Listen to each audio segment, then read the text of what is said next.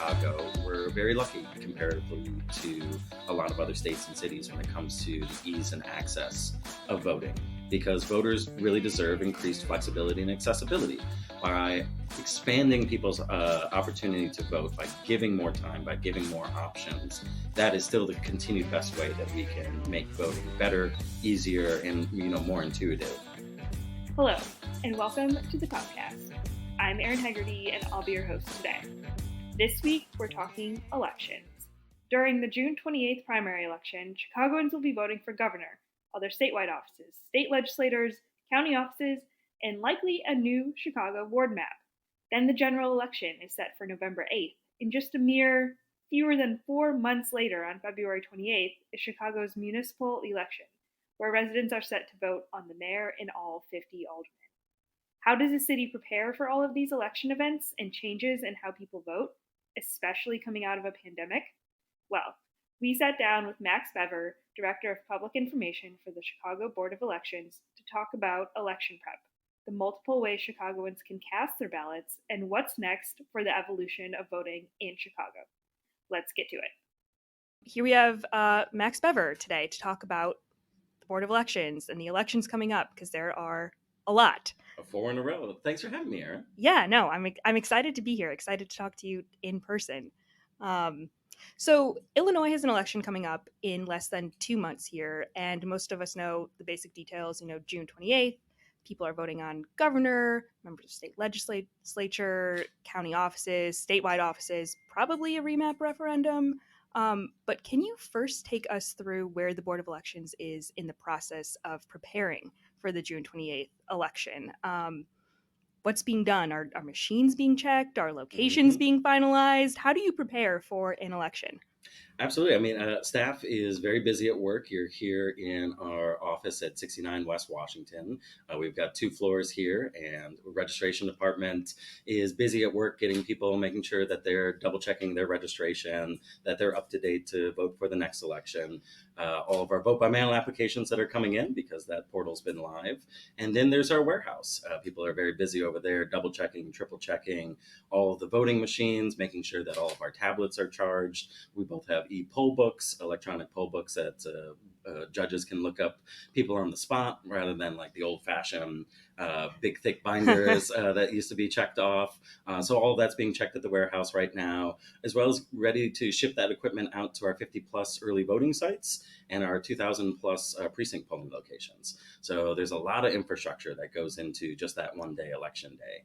And like I said, we're about to have 4 in a row. So this is good practice for the next 3 we're going to do after June 28th. Sure. And the warehouse, what's the warehouse like? Is it busy? Is it loud? Is it quiet?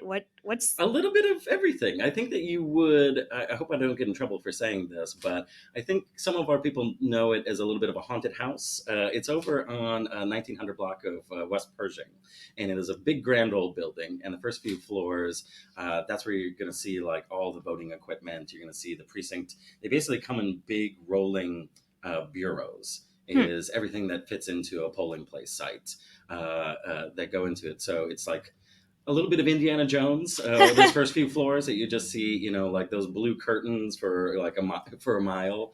And then our other type of floors, it's a bit of an older building. It's getting worked on by the city right now. But those store a lot of historical records then too. So Board of Elections has to hold on to a lot of historical pieces, not just our old poll books and historical books, but old voter registrations and paper copies of everything too. So that is a lot of requirements that go into election law that we then have to store at this place and protect and preserve. That's fun. No, that sounds like, maybe that doesn't sound like a fun place to be for everyone, but it sounds interesting. And well, I hope that you can come out there once things are really heating up and things are getting shipped out, and once ballots are being counted too. Yeah, no, that'd be great. So how far in advance does the Board of Elections start preparing for, say, the June election, or this kind of series of elections that are happening, basically one right after the other? And And is this year any different from previous Mhm. years? Well, 2021 was a rare year that there was no election in the city of Chicago, but that doesn't mean the board was on vacation the entire time. I started July of last year, and things were already on their way for prepping. There's a lot of work that goes into making sure that the electronic equipment that's used in elections is up to date, that it's fully charged, that it's tamper proof. Mhm. So there's always something going on at our warehouse. In the meantime, we're just making sure that everybody knows what's coming up in the future, that their voter registration's up to date, and trying to get more people registered to vote. So there's always something going on that's preparing for the next election and getting the information out about it. But now we're like fully in the midst of like preparing for the on the ground operations because early voting will open on May 19th at our super sites. And then on June 13th is when it will open at all the 50 early voting sites in all 50 wards. So the super sites, where are those and how many are there? So there's one that is the Chicago Election Board Annex. It's at Clark and Lake at 191 North Clark, colloquially known as the Loop Super Sites. But that is a big area that is our main early voting site leading up to the election. So right now, scheduled to start at May 19th would be early voting, depending on if the ballot is complete by then. There's still a few things that could be up in the air here, but that is the main site that we kick everything off at. Then there are the 50 early voting sites. So there's one per ward. Nice thing is that any voter can vote there. You do not have to be in that ward to vote at any ward site. Just the same way that you can go to the ward super site, you can get registered to vote there. You can vote there no matter where you live within the city. That's great. So as a 32nd ward resident, I could go vote in the 9th ward if I want. I could vote in the 25th ward. Early vote, yeah. Whatever is most convenient for you. I'm over in Lincoln Square. I'm over in the Mhm. 40th Ward, but I like going to Wells Park because it's just a little bit closer than the Budlong Woods Library. That's awesome. I like that. And this year's primary is in June, which is Now, abnormal for Illinois, correct? that is correct. Now, that's what's different, as I forgot to say, is that June 28th is not a regular primary date, and that was moved by legislators. Reason being that this is also what's new for voters this time around is that this happens every 10 years, but after a census, legislators have to pass new district maps based off the information or their reading of that information. Now, that did happen for most districts within Illinois, so federal, congressional, state legislative, judicial, Cook County Board of Review. But Man. what's off that list is the city wards. That did not pass this year, and that's what also voters might see different on this ballot is a big referendum question in every single ward. Usually, a referendum question ends up like in a specific ward or precinct or what petitions were passed to ask that question. This is one I'm sure that you've been covering very closely, I and your have. listeners know very well of the map referendum question this year. Right now, there are two petitions that were filed, likely at this point to end up on the ballot unless City Council passes an ordinance by May 19th.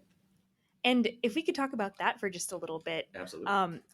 Where is that going to be on the ballot? What information will people get on the ballot? Because it's not going to be, it's not going to be here's a description of this map and its coordinates and the borders, right? It's basic information on the Mhm. ballot. Yeah, it's going to be at the end of the ballot, and unfortunately, there is no visual information. There is no other information that's going to be included with that question, other than saying the names of the older people that signed that petition. So, as much as we would love to, include all 50 maps or printouts or PDFs, it's just not.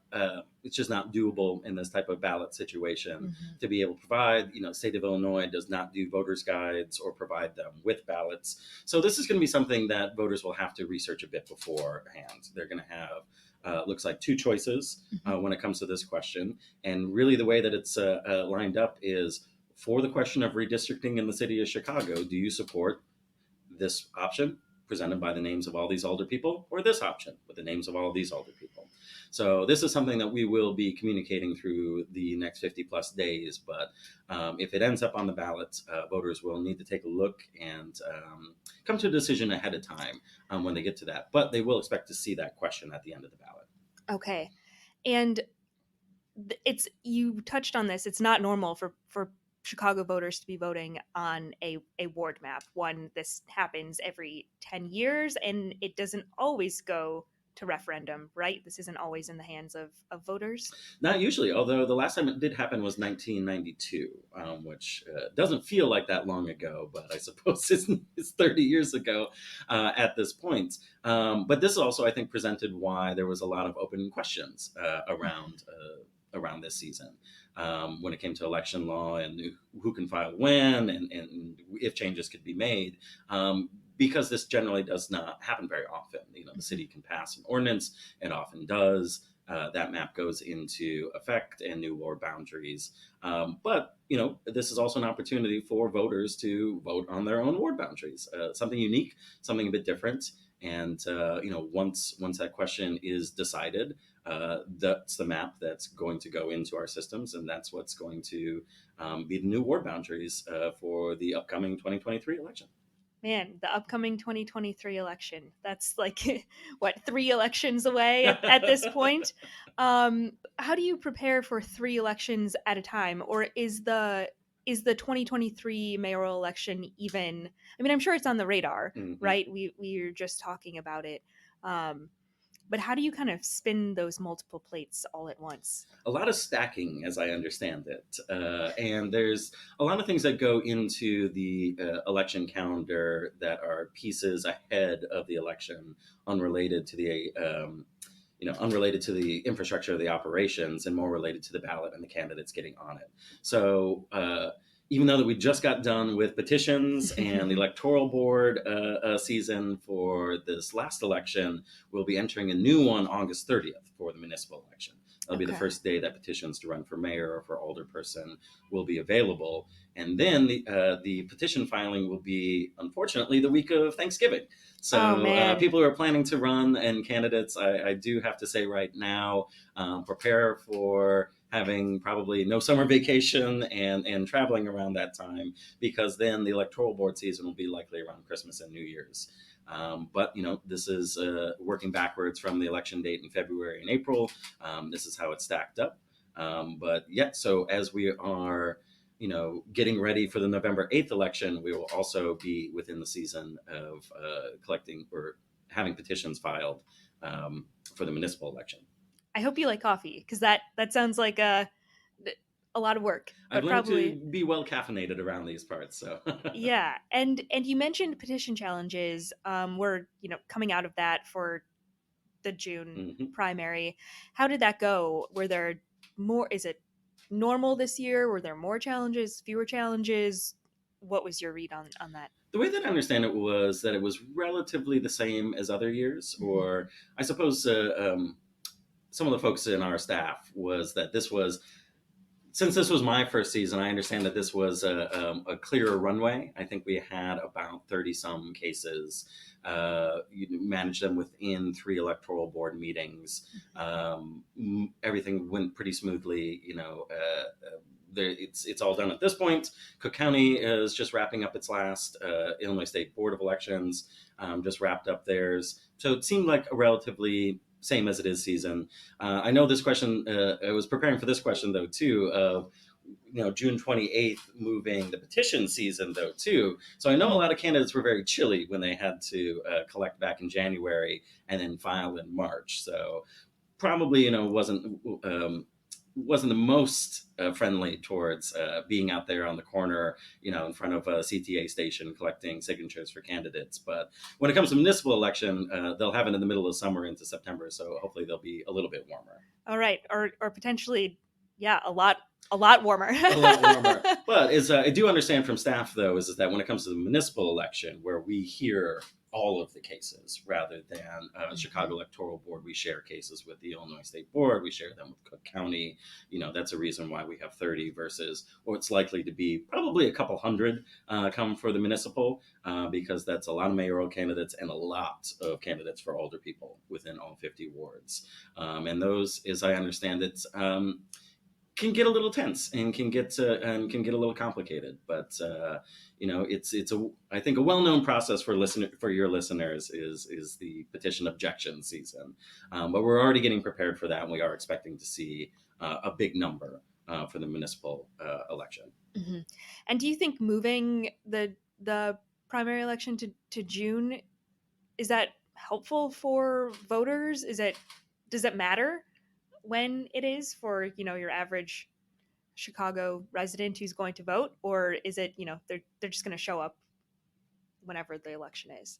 I think we're going to see. I think some of it's going to be remain to be seen about what some of our turnout and how people vote for this next election. So obviously, 2020 was a bit of an outlier, given that primary in Chicago in March was right at the beginning of shutdown, Mm-hmm. and then the election later that year.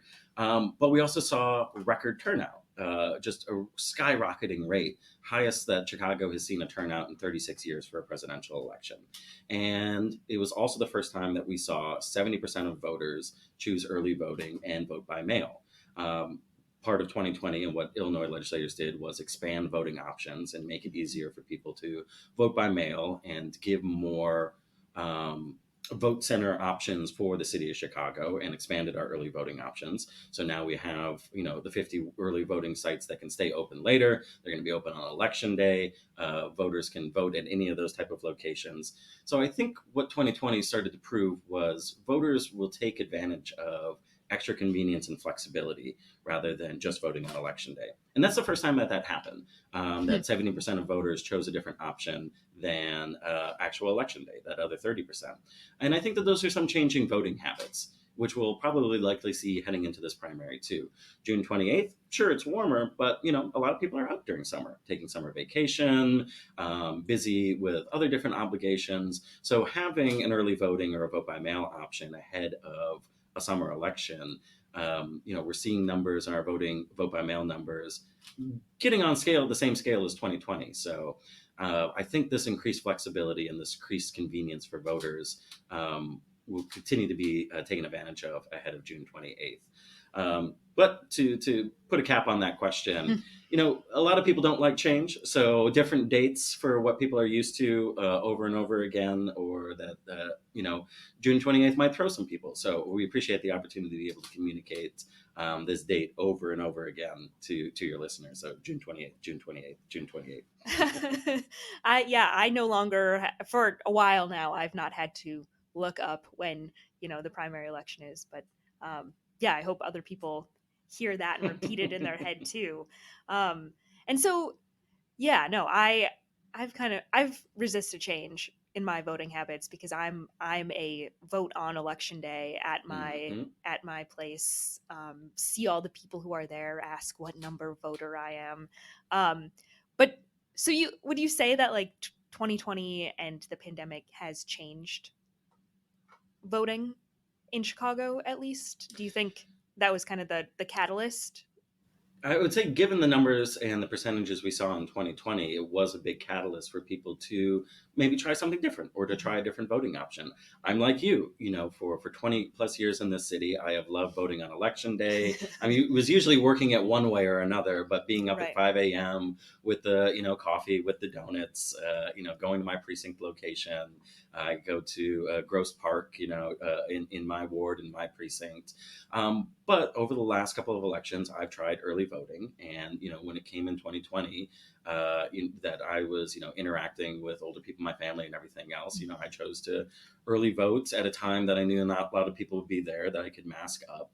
And, I think people's experience over the last couple of elections and showing that the trust in these methods and that my vote is counted and that it's not all has to be with on election day gives people, I think, that freedom and gives people that confidence within their voting habits to take advantage of a lot of these different options now. Mm-hmm. No, maybe I'll early vote sometime, but I know I have a lot of friends who do it. And okay, so let's talk a little bit more about the June ballot. Mm-hmm. I think we've kind of gone over this, but what's on the ballot? Are there more, I don't know, candidates than usual, fewer candidates than usual? is it a pretty basic ballot? Aside from the ward map referendum that's likely going to be on the ballot, how does this compare to others? Well, we're able to fit everything on one page. I mean, I'll knock on wood here unless anything completely changes. So that's generally on scale with previous primary elections, given the amount of candidates we have. Probably less judges than some people might be used to be seeing. But just to be clear, this is a primary election. So this is an election where people will choose their preferred political party. They can also choose nonpartisan if they want to just vote on the referendum questions. So these are to nominate the candidates for offices that they are going to vote on in November 8th. So that includes federal offices like senator and congressperson, the top statewide offices like governor, attorney general, secretary of state, treasurer, comptroller, the county offices, as well as judges from the circuit and the appellate court. So it's still a pretty full ballot, even though that it all fits onto one page. And then those winning candidates are going to move on for voters to choose in November 8th. It's traditionally known as the gubernatorial election, since most of it is state and local focused. No, and I love that word. I love saying gubernatorial. It just rolls right off the tongue. It's a little guttural stop, too. It is. It's and fun to you say. you get to say goober and refer to, Refer to your governor elected election. officials as goobers? Yeah. The goober election. Is there, you've been working with the Board of Elections, you said, for almost a year now? Is Almost that a year, yeah. almost a year now? Mhm. Is voting becoming easier? And is that just in Illinois or Chicago? And what could be done to make voting even easier or to give people fewer excuses? Like, we talk about you can early vote. So if you're going to be on vacation June 28th, you have a chance to vote before you leave. You can vote by mail. So if you don't want to go in person, you don't have to. If you want to sit at your kitchen table and look at all of your options and really research them, you can do that. You have that time, which is really awesome. But I don't know. What's next? How do we make this easier? Yeah, my boss are going to be very happy you asked this question, but that is the goal. I would say Illinois and Chicago, we're very lucky comparatively to a lot of other states and cities when it comes to the ease and access of voting, because voters really deserve increased flexibility and accessibility. When you try to have 1.6 million people vote on one day in very specific locations, that's when you start seeing lines. That's when you start seeing people throw up their hands and say, well, maybe I just won't vote this year. I don't have the time. I need to get back home. I need to go to work. By expanding people's opportunity to vote, by giving more time, by giving more options, that is still the continued best way that we can make voting better, easier, and more intuitive. Because as you might imagine, it's also pretty expensive and time consuming to prepare for these elections when it comes for election day. I mean, that's training and preparing staff. And, we've got 2,069 precincts. So that is a polling place in all of those 2,069 precincts. And, as much as I love my precinct polling location, and I love, a lot of them that I've lived in the city of Chicago, the truth is that not all of them are accessible to all voters. Not all of them are around forever. And, what we saw after 2020 is that there's a lot less private businesses and a lot less traditional polling places that want to be involved as polling places post-pandemic, or businesses that closed. So, this is looking towards the future of not just expanding vote by mail and early voting options, but that other word that I used before, that we consider our early voting centers, but vote centers is probably the best way to say it, is that a location where anybody in the city of Chicago can go in and to vote. So whether this is a dirty term or not, but precinct consolidation is also something looking forward to the future that the Chicago Board of Elections supports.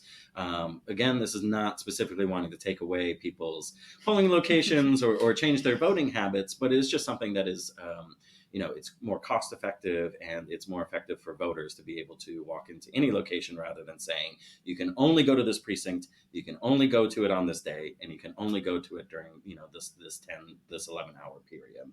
So consolidating precincts, as well as expanding the creation of these voting centers, would continue to improve this convenience for voters. And so that's something we'll likely see, in 2024 or moving forward from here. But that's another way that we can, continue to make it easier for Chicagoans to vote. Mm-hmm. And when you say voting centers, is that like the United Center? It could And be. in, what was that, 2020? That was 2020. Thankfully, we did have some great partners. Mhm. A lot of organizations, a lot of places stepped up. 2020 was also the first year that you saw secure drop boxes. Mhm. So 2020 was also the expansion of vote by mail was happening at the same time. I think a lot of people had concerns about the post office and delays and what was being seen in a lot of the management. So there was the creation from legislators for secure drop boxes. Those are coming back for 2022. You'll see those at all 50 early voting sites. So if you vote by mail and you don't want to put it into the regular USPS system, or it's raining that day, or you're dropping by the library anyway, you can take your ballot with you within your secured ballot return envelope once it's sealed and put it in a secure drop box. We doesn't look like we're going to have United Center as an actual polling place this year, as well as other places. But I hope in the near future to announce. I think it's very close. And again, I hope not getting in trouble. But Wrigley Field just signed a letter for a Dropbox on Election Day. It looks like we'll have some additional Dropbox locations that we'll announce for Election Day, just as kind of like a last minute for people. So, if you end up going to a Cubs game and realize, oh, I didn't turn in my ballot yet, and I really want it to be postmarked this day, you can still bring it into a secure Dropbox at additional places. That's awesome. No, I think voting's fun by itself, Mm-hmm. but I think in 2020, for some people to be able to say I voted at the United Center, and it's kind of it's not in the smack dab middle of the city, but it's a central location in the city and easy for a lot of people to get to. But yeah, if you can say, yeah, I dropped off my ballot at Wrigley Field and then went to a game, I don't know, that I'm That more of makes a you feel Sox like a fan, real but it'd be Chicagoan, fun. right? Yeah. Yeah. Can kill two birds with one stone there. Mm-hmm. And we've really touched on this already, but people can vote on Election Day. They can vote before Election Day. They can vote early. Can you talk just a little bit more about vote by mail and how people get set up to vote by mail if they haven't done that before? Absolutely. Thank you. It gives me an opportunity to then talk about the last new thing I think that voters will be seeing this year too. So part of the expansion of vote by mail is that anybody can do it. There's no excuse that you need. There's no reason you don't have to be out of town. You can just request your vote by mail ballot. And like I said, you can return that in USPS. You can return that to us at our headquarters. You can put that in a secure Dropbox. And just to repeat it one more time, you can always choose whatever way you want to vote in Chicago. So if you voted by mail in the past, you can early vote, you can vote in person, you can choose whatever way you want to vote every single election rather than being put into. You can choose whatever way you want to vote in any election without having to do it again and again, except if you want to, because this is something that was new that was just passed by legislators last year too, is to join something called the permanent vote by mail roster. And that is a question that people are seeing right now as part of their vote by mail applications, either online or over by paper, is that you can also request to receive your vote by mail ballot permanently moving forward. So there's a couple of options for that. Right now, people who are applying to vote by mail can either choose, there's 3 boxes that are included in this application, to receive it just for this next election alone. That just means I just want to vote by mail and then I'll figure out what I want to do later, or I'll apply then. You can choose to be put onto the permanent vote by mail roster for non-primary elections. So it's actually getting a head start applying for the November 8th election and receiving everything that doesn't require a political party. Or you can join the permanent vote by mail roster and receive your ballots at home for all primaries and all general elections, all municipal elections moving forward. But that does require you to choose a preferred political party.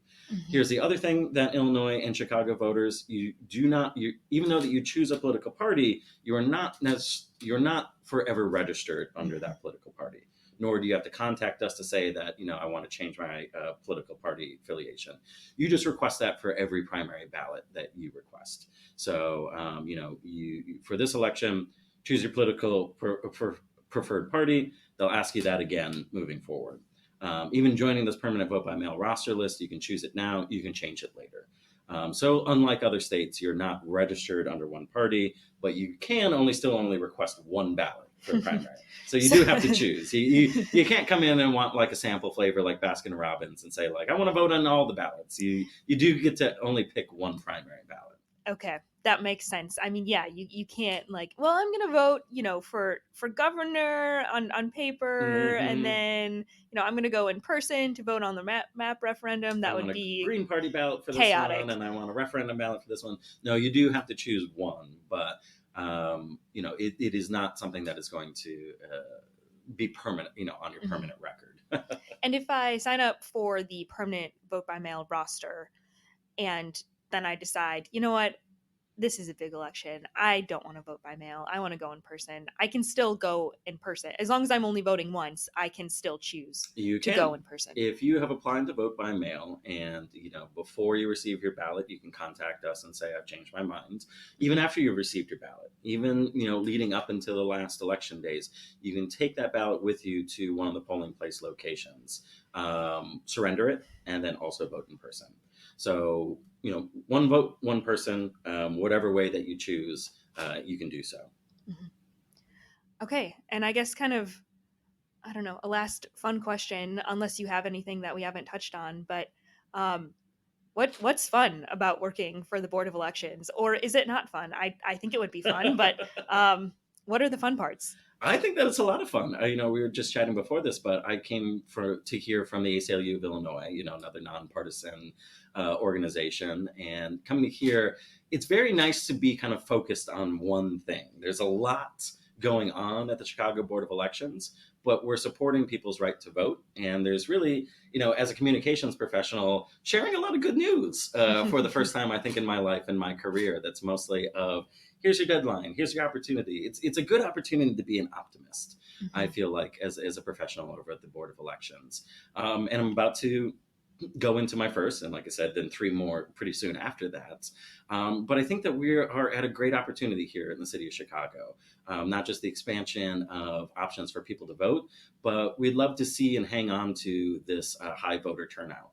And that is one of our main goals here, is to just continue to educate people of their rights, but also get those options out there so we can keep this high voting rate up. And we get competitive with other cities. We get competitive with other jurisdictions in Illinois. We've got a lot of people. It's a city of about 3 million or under that. We have about 1.6 million people registered. We'd like to see more people registered to vote too. So part of the fun for me then is also, once we get past this, getting in the season where we work with community groups in person again after these long 2 years of the pandemic, doing a lot more in-person events that we can register people to vote and get the word out.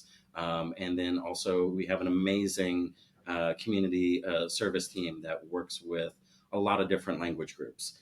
So, as you know from seeing on our website or what we do with our ballots, we also translate and these into many other different languages, Mhm. specifically Spanish, Chinese, Hindi, Polish, Korean, Tagalog. Our touchscreen options go a bit further. We work with the county on that too. So expanding the language options and reaching more people in the community is also a goal of ours, and a lot of fun for me too. Mhm. I guess, sorry to do this. I have two No, more no, questions. right? Actually, can we talk a little more about consolidation, precinct Hmm. consolidation? I know that's something that I was interested in. It may have been mentioned like during a budget hearing, but when you it'd be hard to do it now, right? Because we're in this kind of busy season Absolutely, yeah. here. But why? And yeah, will people be sad that like, oh man, I have one of those cool locations in Chicago where I'm voting in a bar, and like, how dare you take away Hmm. this like weird little thing that most people don't get to do, vote in a bar.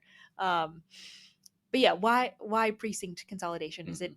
does it help save money? Is it less confusing? What?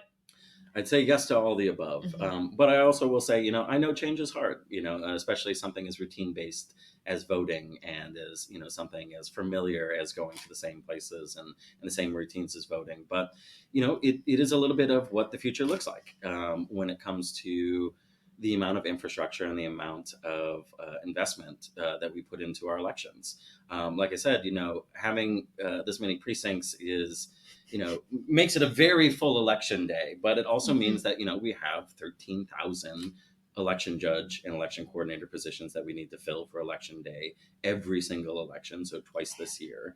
And that's getting a little bit harder to do, as well as the amount of equipment needed as technology improves. It's more equipment is more expensive rather than marking things down in books, like they did for decades in Chicago, or counting ballots by hand. So precinct consolidation ultimately helps drive that goal. Precinct polling places are never going away, and people will always be voting on election day. But removing 250, removing 500, in 2024 to get a start, this will help improve that, not just cost effectiveness, but finding locations that are definitely more accessible. Finding election judges, more bilingual election judges, or where we need to put more people, rather than precinct locations that don't see a lot of voters on election day anymore.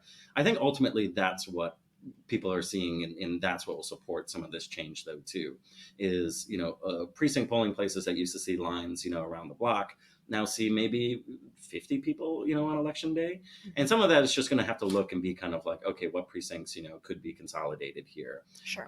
But really the main goal is to take a look, and it will take years. This is something that can't be done relatively quickly, and to take a look at the numbers and see which precincts and which wards would benefit from more of this consolidation over others. And again, in most of these locations, it's still like really sending somebody maybe a block or two away, to a similar location. But we also know that also takes time to communicate, especially to our senior population, to prepare and change their routines. So a lot of this will take time, though, too, which is why we're very happy to talk about it, because I think it lays a little bit of this groundwork and gets people to understand why it's necessary. So it doesn't sound like what other states are like doing by shutting down traditional polling places or consolidating for other different goals. The consolidation here within Chicago is to also then invest in vote centers where anybody can go to, or that, again, convenience of being like, oh, that's much closer to my work. That's open all day long. I can go during my lunch hour, rather than focusing just on these locations for election day. Voting seems like it's becoming like more tenuous, or more at, maybe not in Chicago or Illinois specifically, but in other places throughout the country. Are there any like threats to voting in Chicago specifically, or Illinois? Or I mean, I'm sure there's always cyber stuff that people are working very hard to make sure that we're protected against, but well, I think you just named it. For as much as I think our elected officials invest in voting, and Illinois and Chicago hopefully serve as a great case study, and as a good example for voter turnout, elections and voting is more precarious than ever in 2022, because there are those cybersecurity attacks, there are those misinformation attacks, there is just a lot more out there that puts things at risk. So, here at the Chicago Board of Elections, we've got a crack cybersecurity team. While everything is now electronic, everything is still counted through a paper ballot. So even if you vote, at an early voting site on a touch screen, that's printing out an actual ballot for you that's got your specific voter registration number within a QR code there, that's counted once, that's put into the machine. So it's still, and none of the machines are connected to the internet. Okay. And everything else that is part of this is very specifically protected against cybersecurity attacks. But as unfortunately criminals and misdoers, that's the wrong term, I suppose, but as unfortunately as a lot more criminals get smarter on the cyber front, we have to do a lot more investment and think a lot more time into protecting our systems here at the Chicago Board of Elections. And that's where we thank, both the city of Chicago and Cook County. We share a budget between both of those, that the Board of Elections has been doing this year after year, and is better prepared ahead of elections moving forward. Okay, great. That's the questions I have for you. Is there anything we haven't touched on that you're just itching to talk about. Oh, this is why I like podcasting, Erin, because you gave me such an opportunity to like rattle off all of my favorite talking points, and then we could just have a conversation. Right. Okay, great. Well, thank you for talking to me today. Like I said, it's nice to see the Board of Elections office. It's nice to be downtown and great to be talking to people in person again. Well, thank you, Erin. I appreciate the opportunity. This episode of the Cloutcast was produced by me, Erin Hegarty, and edited by Alex Newman. We'll have another episode of the Cloutcast ready for your listening ears in 2 weeks.